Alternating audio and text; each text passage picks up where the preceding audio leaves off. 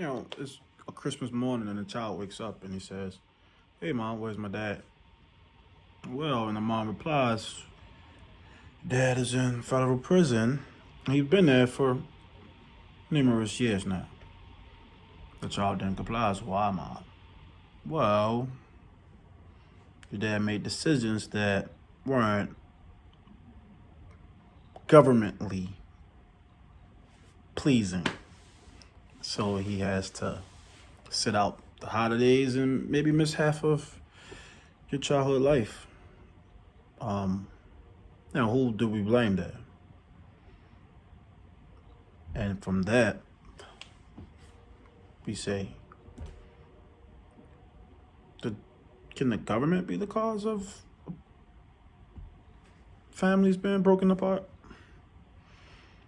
Well, from the 1980s, believed that many African American and Latino men were targets of arrest and targets of drugs being sold and used in Americans' government, in America, period, in the society.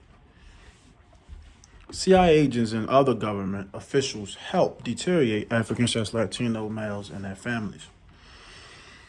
According to the History Channel, Ella Richmond was quoted saying, "We knew we couldn't make it illegal to be either against the war or black, but by getting the public to associate hippies with marijuana and blacks with heroin and criminalizing both heavily, we could disrupt those communities. We could arrest their leaders and raid their homes and break up their meetings and vilify them night after night on the evening news.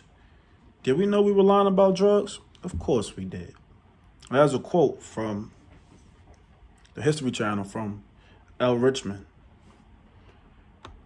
And it just gives you another insight of the cause of how this began. And also, according to a pawn in the CIA's war on drugs game, the author gives statistics on how the CIA supplied Rick Ross with large amounts of cocaine to distribute throughout the Los Angeles neighborhoods.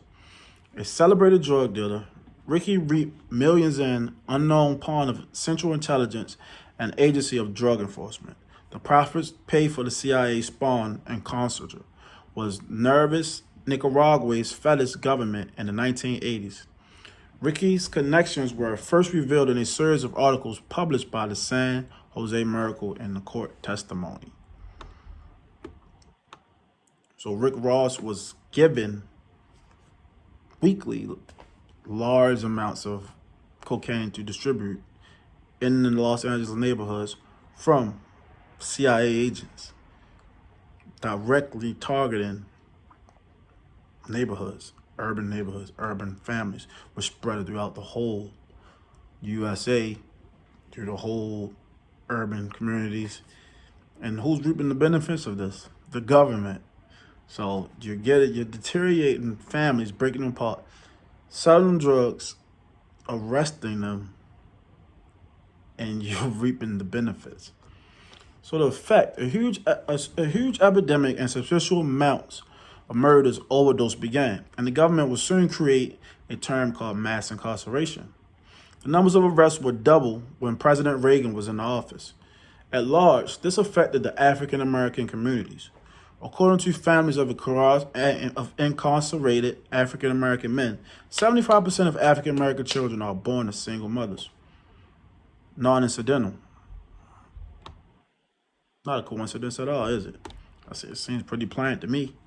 Many households in urban communities lack fathers and leave many children who grow up wanting to be a man but have no clue how, causing division and separation amongst families, amongst neighborhoods, and creating a whole static, and which makes a new cycle of repeat offenders, people going to jail, going to prison because they lack your dad. They wake up with no structure. They fear their dad. You are your dad.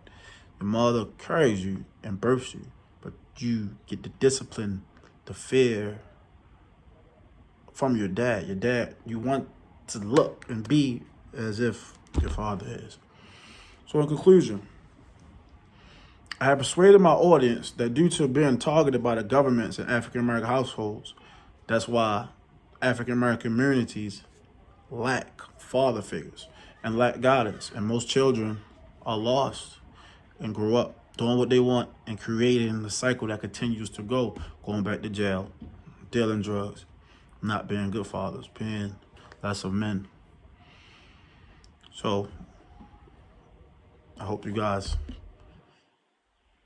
learned a few things here from me, and that in conclusion that I wrapped up and gave you guys a good perspective of